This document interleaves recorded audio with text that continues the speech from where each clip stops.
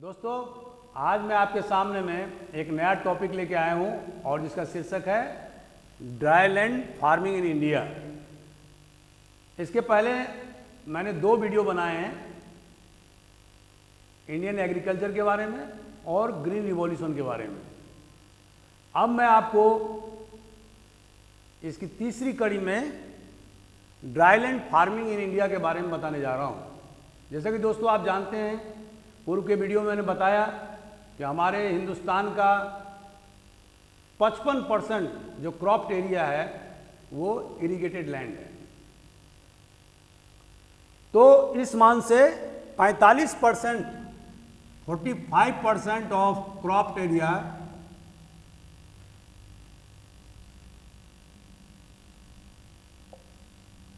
यह हमारा dry land farming, इन area में ड्राई लैंड फार्मिंग होता है। क्यों? क्योंकि यहाँ पर इरिगेशन की सुविधा, जैसे कि मैंने आपको बताया पूर्व के वीडियो में, यहाँ पर कैनाल की सुविधा नहीं है, ट्यूबवेल्स यहाँ गाड़े नहीं जा सकते हैं, और अगर गाड़े जाएंगे तो बहुत ज़मीन के बहुत अंदर में पानी मिलता है और वो भी पर्याप्त मात्रा में नहीं मिलता है। तो लगभग जो हमारा 45% जो क्रॉप एरिया है वो रेनफेड एरिया, मतलब ड्राई लैंड फार्मिंग है।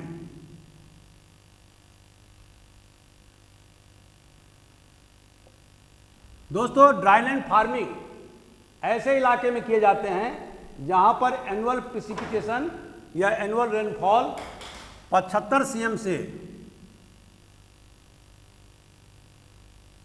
लेस देन 75 cm वर्षा होता है, तो वहाँ ड्राई लैंड फार्मिंग की जाती है। और 75 cm से ज़्यादा अगर बारिश होती है तो उसको रेनफेड एरिया कहते हैं।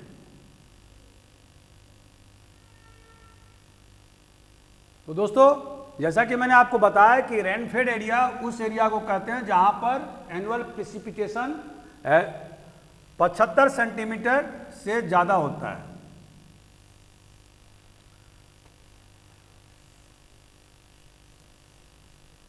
और 75 सेंटीमीटर से कम बारिश वाले इलाके को ड्रॉट प्रोन एरिया भी कहते हैं। तो जैसा कि आप जानते हैं कि जो ड्राईलैंड फार्मिंग की एक और विशेषता होती है कि यहां पर इरिगेशन की सुविधा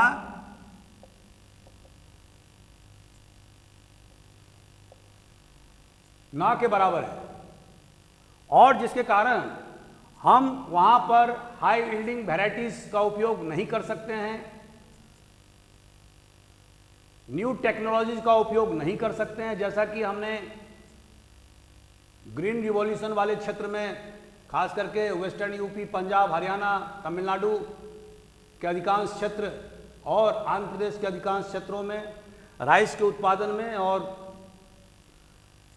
पंजाब में, हरियाणा में गेहूं के उत्पादन में किया, और इसमें उत्पादन में अप्रत्याशित वृद्धि हुई।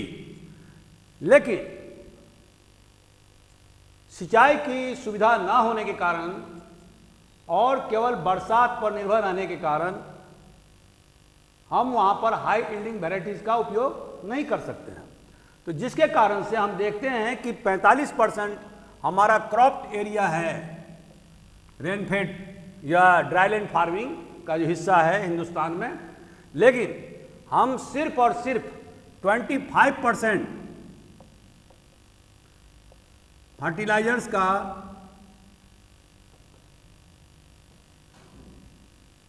का उपयोग इन इलाकों में कर पाते हैं।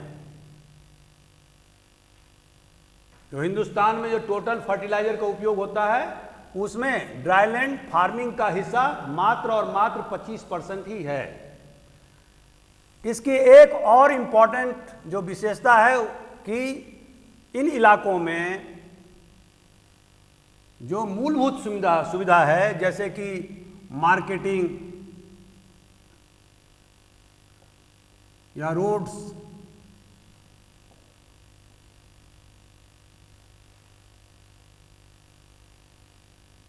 जो मूलभूत इंफ्रास्ट्रक्चरल सुविधा है या इलेक्ट्रिसिटी,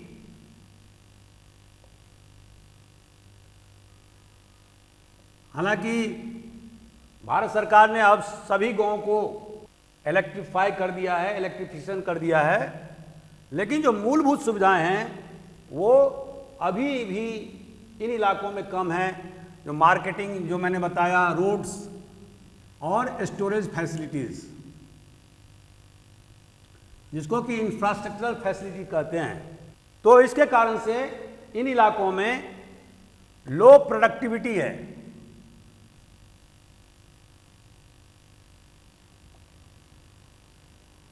और इसके कारण किसानों का जो आय है वो बहुत ही कम है, वो पुअर हैं, गरीब हैं, वो उनकी जो माली हालत है वो अच्छी नहीं है।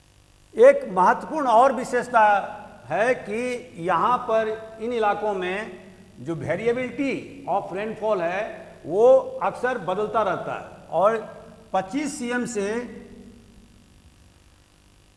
लेकर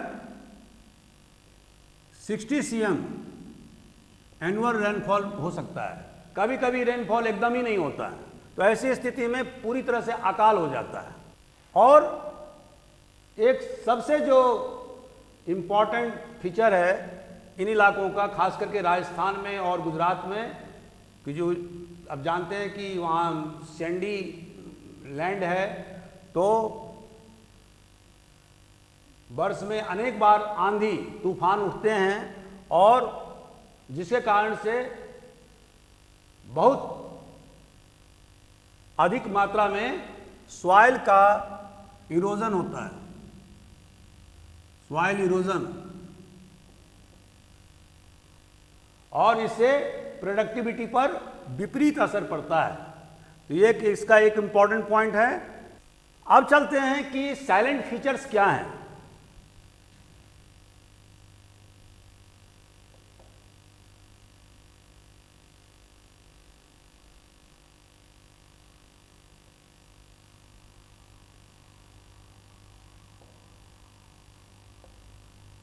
ड्राईलैंड फार्मिंग में किसानों का सबसे ज़्यादा जोर रहता है मॉइस्चर कंजर्वेशन पर। पहला, मॉइस्चर कंजर्वेशन।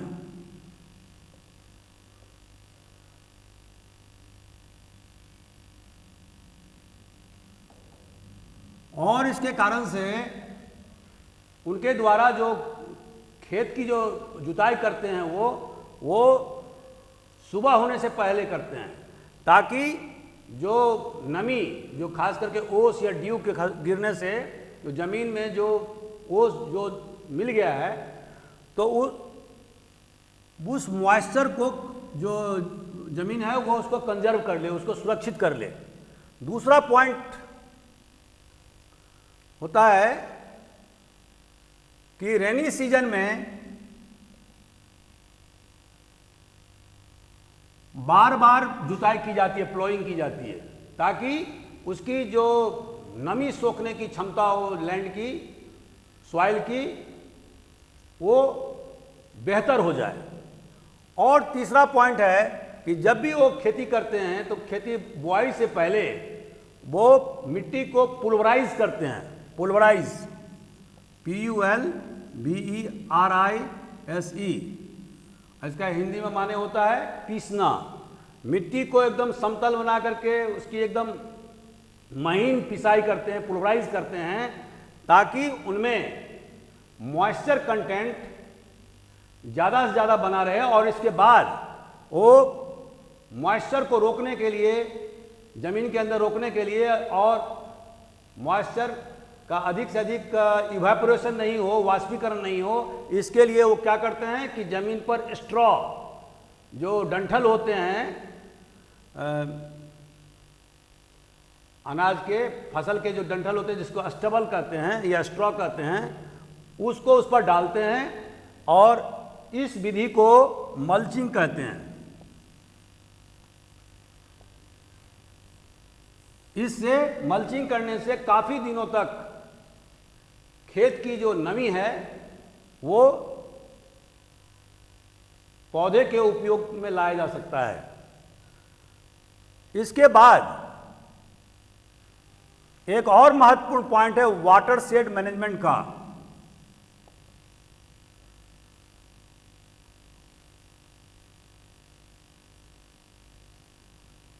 और इसके तहत में जो स्लोपी इलाका है वहां पर बंड बनाने का,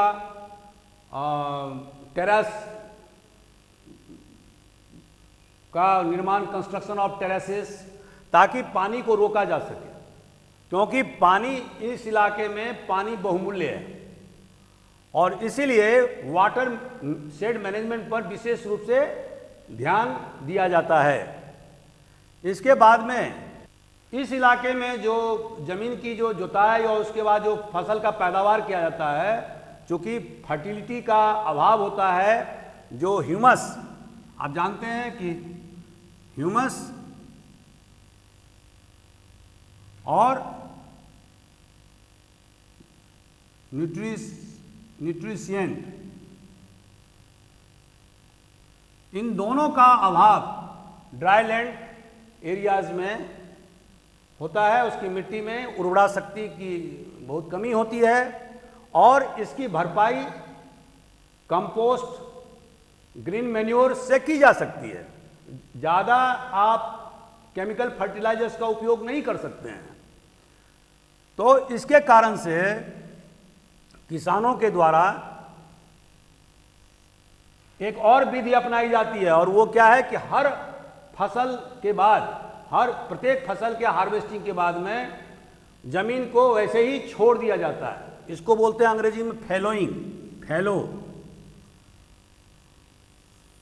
2-3 महीने के लिए छोड़ दिया जाता है ताकि जमीन की जो उर्वरा शक्ति है पुनः वापस आ जाए। एक ये तरीका है और दूसरा तरीका ये है कि एक बार जमीन से उपज प्राप्त करने के बाद में उसको 1 साल के लिए फैलो छोड़ दिया जाता है। यह भी तरीका किसानों के द्वारा अपनाया जाता है। इन इलाकों में अपने आमदनी को सपोर्ट करने के लिए और सरकार के विभिन्न योजनाओं का लाभ प्राप्त करने के लिए किसानों के द्वारा एनिमल हस्बेंड्री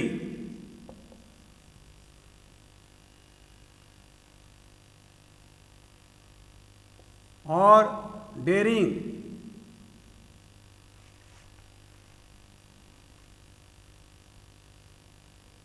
माने दुग्ध उत्पादन, पशुपालन और दुग्ध उत्पादन पर विशेष रूप से ध्यान दिया जाता है, क्योंकि इन इलाकों में जो आबादी है वो उनका घनत्व कम है। जमीन की जो होल्डिंग होती है वो बहुत बड़ी बड़ी होती है। जैसे उत्तर भारत में यूपी, बिहार और पंजाब, हरियाणा में आप देखते हैं कि लैंड होल्डिंग बहुत छोटा छोटा हो गया है, फ्रेगमेंटेशन ऑफ लैंड्स हो गया है। लेकिन ड्राई लैंड फार्मिंग वाले इलाके में लार्ज होल्डिंग्स होते हैं, होल्डिंग्स ऑफ लैंड। तो इसके कारण से जहाँ पर कि चारे की भी व्यवस्था होती है, घास उपजते हैं, फॉडर व्यवस्था होती है, तो इसीलिए किसानों के द्वारा अपने कृषि आय को सप्लीमेंट करने के लिए दुग्ध उत्पादन और पशुपालन पर विशेष रूप से ध्यान दिया जाता है ताकि उनकी आमदनी में बढ़ोतरी हो सके। एक और इम्पॉर्टेंट जो इसकी विशेषता होती है कि जब एक इलाके में किसान एक ही प्रकार के फसल उपजाते हैं, अब सारे एक इलाके में एक ही तरह के फसल में मोनोक्रॉपिंग बोलते हैं उसको, उपजाते हैं। अब धीरे धीरे क्रॉपिंग का पैटर्न चेंज हो गया, जिसके बारे में अभी बताऊंगा मैं। इस इलाके की जो एक और इंपॉर्टेंट विशेषता है और वो है ऑनडुलेटिंग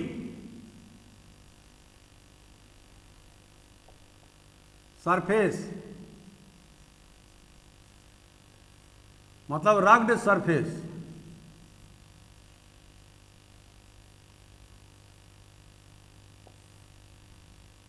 हिंदी में बोलेंगे उबड़ खाबड़, ऊपर नीचे, 50 फीट ऊपर गए फिर 50 फीट नीचे गए, नीचे आए।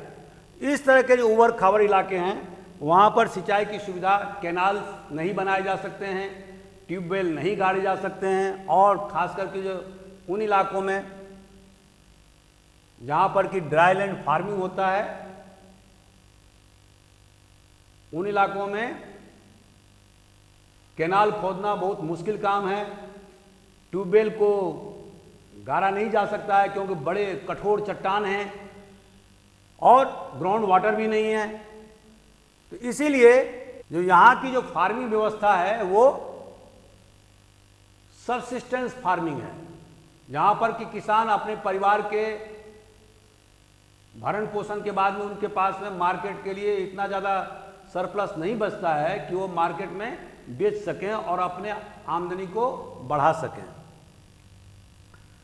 अक्सर ये इलाके फेमिन के शिकार हो जाते हैं क्योंकि जो बारिश होती है वो, जैसे मैंने बताया कि 75 सेंटीमीटर से कम वाले इलाके में ड्राईलैंड फार्मिंग होती है, उससे ऊपर वाले ज़्यादा बारिश होने वाले में 75 सेंटीमीटर ज़्यादा वाले को रेनफेड इलाका बोलते हैं।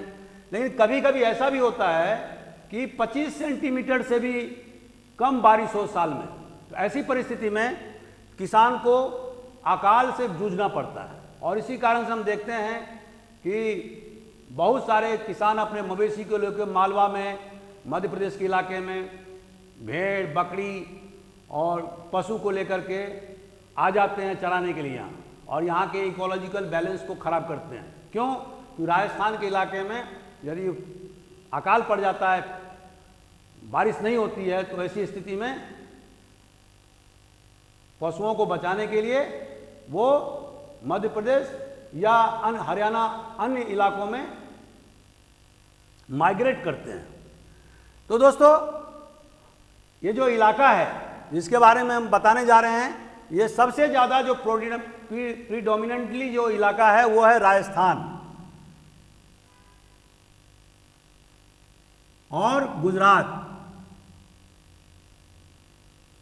इन दोनों राज्यों में सबसे ज़्यादा ड्राईलैंड फार्मिंग की जाती है। इसके अतिरिक्त हिंदुस्तान के कुछ अन्य प्रोविंसेस के कुछ ट्रैक्ट्स ऐसे हैं जहाँ पर कि ड्राईलैंड फार्मिंग की जाती है, जैसे कि पूर्वी घाट का इलाका जो है, जिसमें कि जो उसका लीवार्ड साइड है माने समुद्र के सामने का जो इलाका है, जहाँ उसको बोलेंगे विंडवार्ड, और जो पहाड़ पूर्वी घाट का जो समुद्र से जस्ट पीछे वाला हिस्सा है उसको बोलेंगे लीवार्ड साइड। और इसी तरह से पश्चिमी घाट का इलाका, जिसमें कि मालाबार का इलाका आता है, लेकिन उसके बाद का इलाका जो उसका दक्षिणी इलाका है उसको लीवार्ड साइड कहेंगे। जैसे पूना, वो पश्चिमी घाट का लीवार्ड साइड है। तो लीवार्ड साइड में बारिश कम होती है। तो ऐसे जैसे कि कुछ ट्रैक्ट्स हैं तमिलनाडु के, महाराष्ट्र,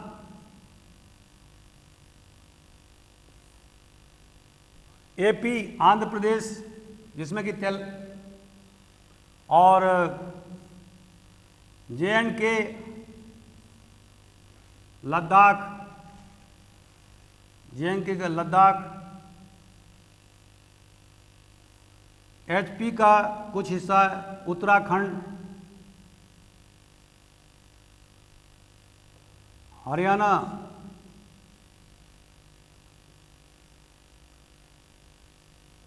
पंजाब, यूपी,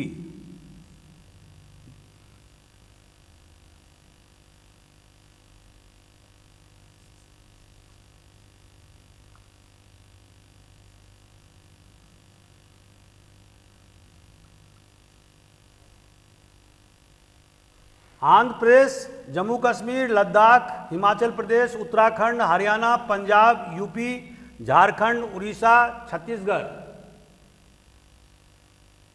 इन राज्यों के कुछ खास हिस्से में ड्राईलैंड फार्मिंग किया जाता है, क्योंकि यहाँ पर इरिगेशन की सुविधा नहीं है और रेनफेड भी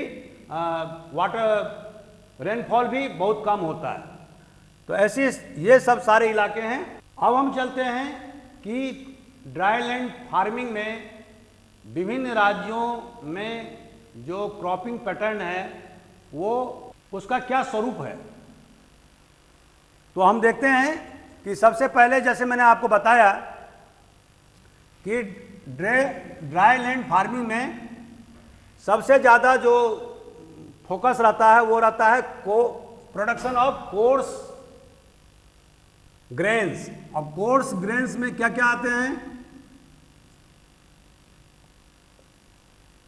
मक्का, मेज, बाजरा, मिलेट्स,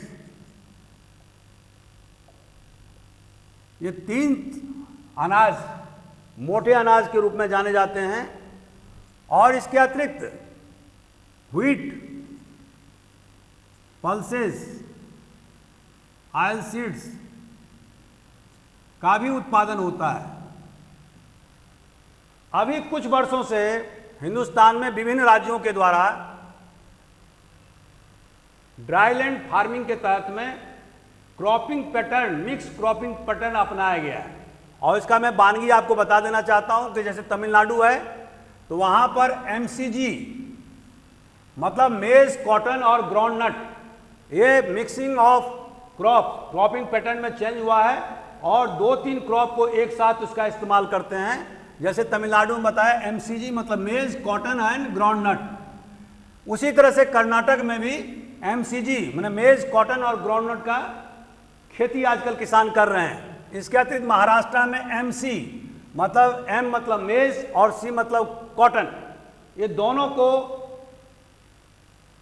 फसल का उत्पादन एक साथ कर रहे हैं। इसके अतिरिक्त मालवा में और गुजरात में एमजीडब्ल्यू मतलब मेज, ग्राउंडनट एंड व्हीट, ये तीनों का उत्पादन जो है एक साथ किया जा रहा है।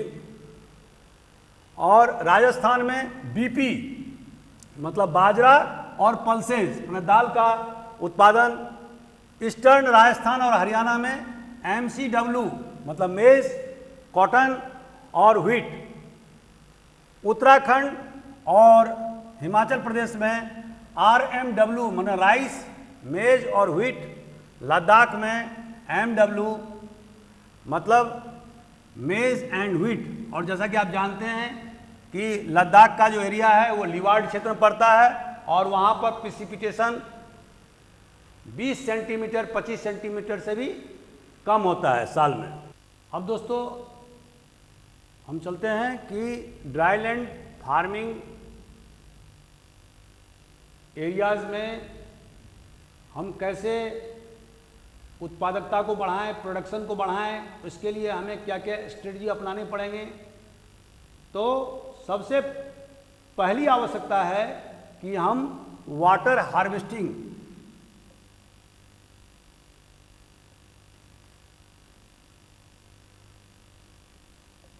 पर विशेष रूप से ध्यान दें। वाटर हार्वेस्टिंग क्या होता है? वाटर हार्वेस्टिंग ऐसी तकनीक को बोलते हैं जहां पर कि हम वर्षा ऋतु में पानी को एक जगह इकट्ठा करते हैं। जैसे झाबुआ, अलीराजपुर, धार ट्राइबल क्षेत्र में सरकार ने जगह जगह पर उन्होंने टैंक्स का निर्माण किया और वहाँ पर पानी को जमा किया ताकि लीन सीजन में उस पानी का उपयोग किया जा सके। तो इस तरह से हम वाटर हार्वेस्टिंग कर सकते हैं, साथ साथ वाटर शेड मैनेजमेंट भी कर सकते हैं। और वो कैसे करेंगे?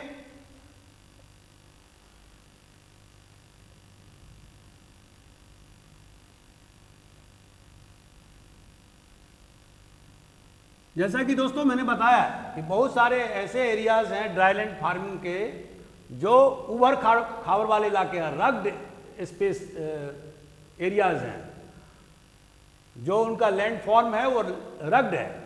तो ऐसे उबड़ खाबड़ इलाके में यह आवश्यक है कि हम वाटर सेट मैनेजमेंट करें कि खेत के आसपास के इलाके में बंड का निर्माण करें, मेड़ लगाएं, टेरेस का निर्माण करें, फॉरेस्टेशन को बढ़ावा दें ताकि वाटर को कंजर्वेशन करने की क्षमता जमीन में या सॉइल में ज़्यादा से ज़्यादा विकसित हो। तीसरा जो पॉइंट है वो ये है कि drought resistant varieties of seeds, इस पर विशेष रूप से ध्यान देने की जरूरत है कि ऐसे सीड्स, ऐसे बीज जिसमें कि कम से कम पानी की जरूरत हो और शॉर्ट ड्यूरेशन क्रॉप भी हो, तो ये वैज्ञानिकों का विशेष रूप से उत्तरदायित्व है, रिस्पॉन्सिबिलिटी है कि हमारे देश में ड्रॉट रेसिस्टेंस वैरायटी सीड्स के ज़्यादा से ज़्यादा स्ट्रेंस डेवलप हो और वो शॉर्ट ड्यूरेशन के क्रॉप अगर होंगे तो किसान कम समय में ही अपने फसल को उत्पादन कर सकेंगे और उन्हें ज़्यादा सिंचाई पर ध्यान देने की आवश्यकता नहीं पड़ेगी। तो एक और इम्पॉर्टेंट पॉइंट है स्पेसिंग ऑफ प्लांट्स। चूंकि ड्राईलैंड फार्मिंग में सबसे बड़ा जो दिक्कत होता है वो होता है इरिगेशन का, पानी का, और नमी की मात्रा भी जमीन में कम रहती है। तो अगर हम सघन प्लांट को रोपेंगे तो उसमें हमारी उत्पादकता कम हो जाएगी, क्योंकि प्लांट्स को भरपूर मॉइस्चर नहीं मिलेगा, न्यूट्रिशेंट नहीं मिलेगा। तो इसीलिए जो इम्पोर्टेंट जो स्ट्रेटजी है वो है कि जब हम बीज का रोपण करें तो उसके एक बीज और दो बीज दूसरे बीज के बीच में फासला हो, जिससे कि सभी पौधों को बराबर न्यूट्रिशेंट मिल सके, मॉइस्चर मिल सके। एक चौथा जो स्टडी होगा वो है कंजर्वेशन ऑफ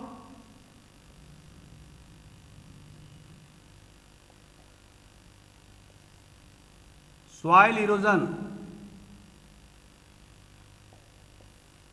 जैसा कि दोस्तों आप जानते हैं कि हिंदुस्तान में जब बारिश होती है तो बहुत ज़्यादा बारिश होती है। It pours, it rains like cats and dogs, जिसको मूसलाधार बारिश कहते हैं। यहाँ पर रेंज नहीं होता है, अगर नहीं होगा तो कल एक आध महीने तक होगा ही नहीं, और जब होगा तो बहुत ज़्यादा बारिश होती है। तो ऐसी स्थिति में जब बहुत मूसलाधार बारिश होती है तो मिट्टी में उस कटाव उत्पन्न होते हैं। पानी के बहाव के साथ में, तेज बहाव के साथ में, वो अपने साथ में जमीन की ऊपरी सतह, जिसको मिट्टी कहते हैं, जो उपजाऊ जो जमीन होता है, सॉइल मिट्टी, उसको भी अपने साथ ले जाता है और इससे जमीन की उर्वरा शक्ति कम हो जाती है। तो इसीलिए सबसे जो इम्पोर्टेंट पॉइंट है ड्राईलैंड फार्मिंग वाले इलाके में कि हम विशेष रूप से सॉइल इरोजन को रोकने का प्रयास करें। और इसके रोकने के 2-3 तरीके हैं कि उन इलाकों में जहाँ पर बारिश के कारण, तेज बहाव के कारण मिट्टी का कटाव होता है, सॉइल इरोजन होता है, वहाँ पर हम बांध का निर्माण करें, फॉर्मेशन ऑफ, और इसके साथ में जमीन को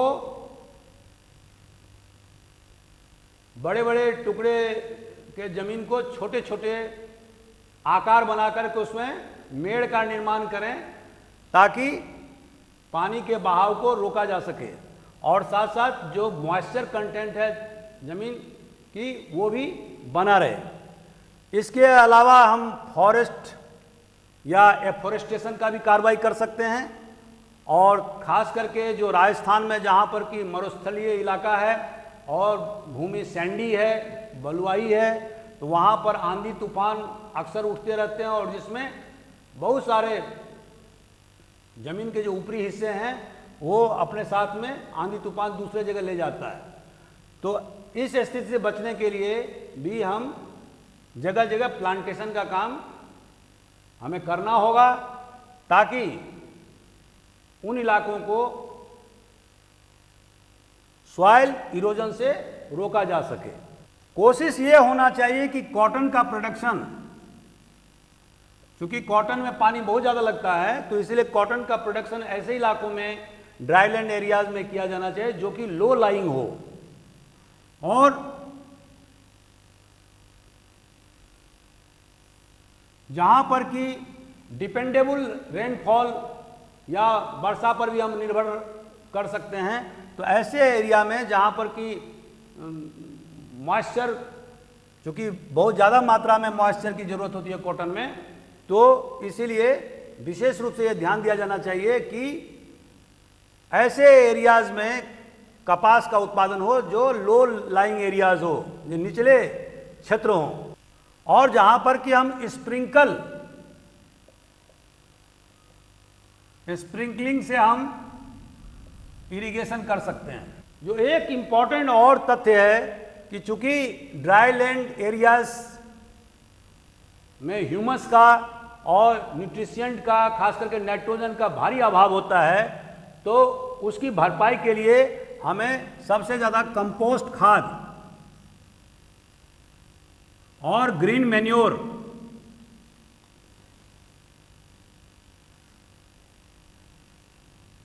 का उपयोग करना चाहिए। और खास करके कंपोस्ट और ग्रीन मैन्योर को जमीन के माने मिट्टी के निचले सतह माने सब सॉइल में डालना चाहिए, ताकि जो प्लांट के जो रूट हों वो सब सॉइल तक पहुंचे और वहां पर जो मॉइस्चर कंटेंट हैं, क्योंकि सब सॉइल में ज़्यादा मॉइस्चर कंटेंट होगा तो उसका अधिक से अधिक उपयोग प्लांट्स कर सके, तो जिससे कि उनको जो पोषक तत्व है वो अक्सर मिलता रहेगा। तो दोस्तों, जैसा कि मैंने बताया था कि चूंकि हमारे क्रॉप एरिया का 45% भाग ड्राई लैंड फार्मिंग का हिस्सा है, इसीलिए हमें खाद्यान्न उत्पादन के लिए और उसमें स्थायित्व के लिए, सस्टेनेबिलिटी के लिए इन इलाकों पर विशेष रूप से ध्यान देना होगा। और जैसा कि आप जानते हैं कि इजराइल को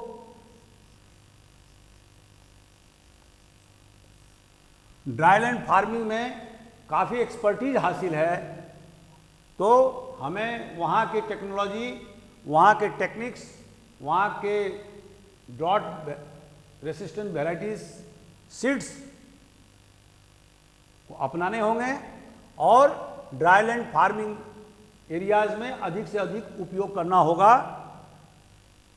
क्योंकि जो हमारे देश का जो प्रोटीन सिक्योरिटी है वो हमें ड्राईलैंड फार्मिंग से ही मिलता है। प्रोटीन सिक्योरिटी मतलब कि जैसे कि पल्सेस, ऑयल सीड्स और खास करके जो विभिन्न प्रकार के पल्सेज हैं उसका उत्पादन ड्राईलैंड एरियाज में होता है। तो हमें इस इलाकों को मिनिमाइज करके नहीं देखना चाहिए।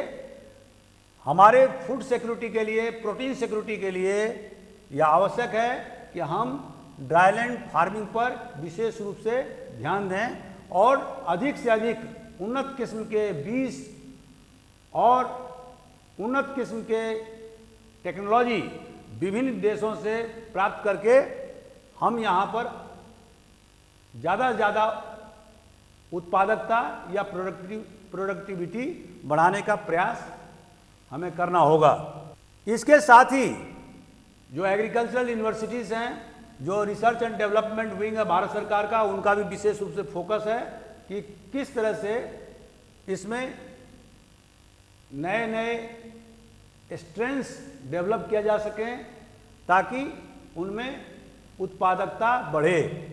मल्चिंग का विशेष रूप से उपयोग करना होगा, क्योंकि सबसे ज़्यादा ज़रूरत होती है मॉइस्चर की ड्राईलैंड फार्मिंग में, और मल्चिंग के द्वारा जो मॉइस्चर का इवेपोरेशन होता है उसको काफ़ी हद तक रोका जा सकता है, जैसा कि मैंने पहले बताया आपको। और एक और इम्पॉर्टेंट पॉइंट है कि खास करके रेनी सीजन में, वर्षा ऋतु में अधिक से अधिक खेतों को जुताई करना चाहिए, जिससे कि उसमें मॉइस्चर कंटेंट की मात्रा बढ़ जाए।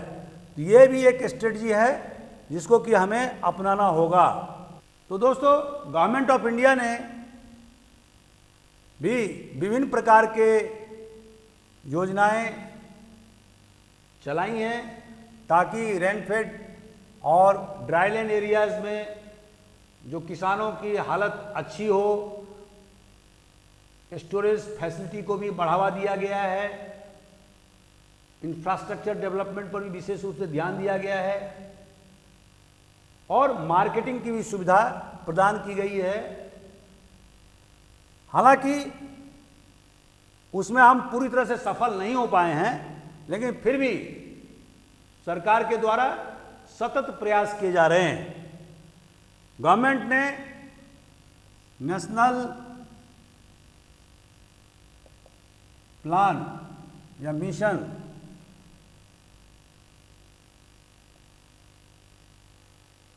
फॉर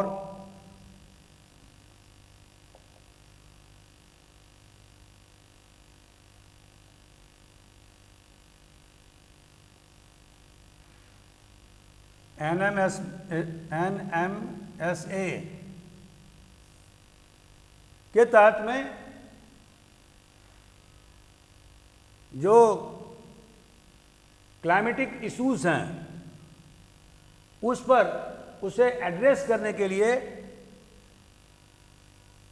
ये national mission for sustainable agriculture की शुरुआत की है, जो 2000 और इसके अतिरिक्त प्रधानमंत्री कृषि सिंचाई योजना PM 2015 में ये शुरू किया गया था और इसका उद्देश्य ये था कि हर खेत को पानी। तो इसके तहत में सप्लाई चेन को, वाटर सप्लाई चेन को दुरुस्त करने, वाटर शेड मैनेजमेंट करने और इसके अलावा वाटर सोर्सेस का और डिस्ट्रीब्यूशन का ठीक ढंग से मैनेजमेंट करने पर विशेष रूप से ध्यान दिया जा रहा है। और इसके अतिरिक्त एग्रीकल्चर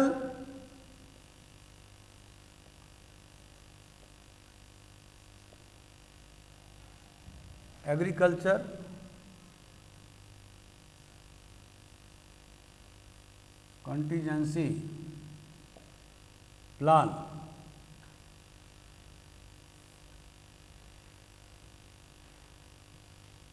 की शुरुआत की गई है इन कोलैबोरेशन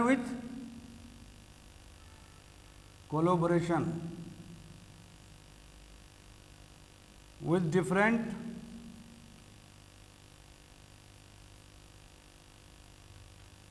agricultural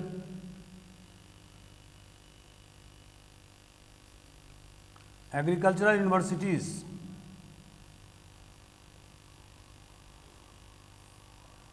ताकि हर एक जिले को वहाँ की जो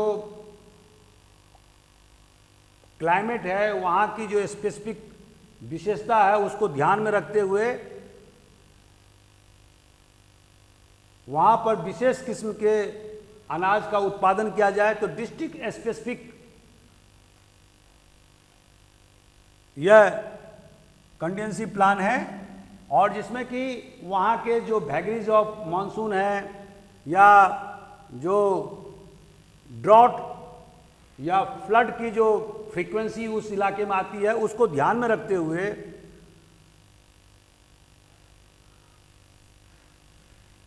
क्रॉप्स, विभिन्न प्रकार के क्रॉप्स को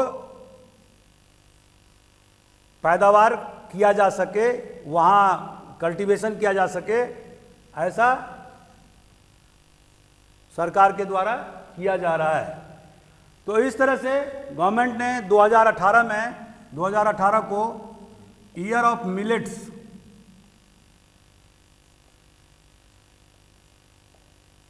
घोषित किया था। तो इस तरह से दोस्तों हम देखते हैं कि जिस तरह से ग्रीन रिवॉल्यूशन में व्हीट माने गेहूं के उत्पादन में अप्रत्याशित वृद्धि हुई, राइस के उत्पादन में भी वृद्धि हुई, लेकिन सबसे ज़्यादा जो कैजुअलिटी हुआ वो था पल्सेस और ऑयल सीड्स के उत्पादन में स्टेगनेंट होना। उसमें ज़्यादा उत्पादन नहीं हुआ, उत्पादकता उसमें नहीं बढ़ी। उसका रीजन दो था। एक तो हाई यील्डिंग वेराइटीज पल्सेज में नहीं आए और ऑयल सीड में, और दूसरा किसानों ने पल्सेस के लिए जो एरिया जो ईयरमार्क था या ऑयल सीड के लिए, उसमें कटौती करके उस लैंड पर गेहूं का उत्पादन करना या राइस का उत्पादन करना शुरू कर दिया। तो इससे area of cropping of for pulses and oil seed Hindustan में घट गया। अब इसकी भरपाई ड्राई लैंड फार्मिंग के द्वारा किया जा सकता है। और जैसा कि दोस्तों आप जानते हैं कि ये ग्रीन रिवॉल्यूशन में जो इलाके वेस्टर्न यूपी, पंजाब, हरियाणा और तमिलनाडु और आंध्र प्रदेश, ये 5 स्टेट में ग्रीन रिवॉल्यूशन के तहत में काफ़ी उत्पादकता बढ़ी चावल और गेहूं में। लेकिन अब नया ट्रेंड ये देखा जा रहा है कि उन इलाकों में जहां पर कि बहुत ज़्यादा उत्पादकता थी, अब वो स्टेगनेंट होता जा रहा है। तो हमारे फूड सिक्योरिटी के लिए, हमारे प्रोटीन के सस्टेनेबिलिटी के लिए यह जरूरी है कि हम ड्राई लैंड फार्मिंग पर विशेष रूप से ध्यान दें, ताकि हमें पुनः फूड शॉर्टेज से गुजरना ना पड़े। तो दोस्तों आज का वीडियो कैसा रहा, आप अपना कमेंट्स जरूर लिखिए। मैंने प्रयास किया है कि आपको अच्छे से अच्छे वीडियो बना करके भेजा जाए और उसमें सब्जेक्ट का कंटेंट्स काफ़ी अच्छा हो। अगर आपको ये वीडियो अच्छा लगता है तो आप ज़रूर सब्सक्राइब करें, लाइक करें, शेयर करें, जिससे मेरा मोरल बूस्टिंग होगा। दोस्तों आप सिर्फ YouTube पर जा कर के AJ स्पेस दें, IS लिखें, स्पेस दें, एकेडमी लिखें और उसके बाद स्पेस दें, इंदौर लिखें और उसको सब्सक्राइब करें। आपको मेरे द्वारा, मेरे एकेडमी के द्वारा अपलोडेड वीडियोस ऑटोमेटिकली प्राप्त होंगे। और अगर आप MPPSC, UPSC या अदर स्टेट सिविल सर्विसेज का एग्जामिनेशन की तैयारी कर रहे हैं तो मैं उम्मीद करता हूं कि आपको इससे बहुत ज़्यादा फायदा होगा। Thank you very much.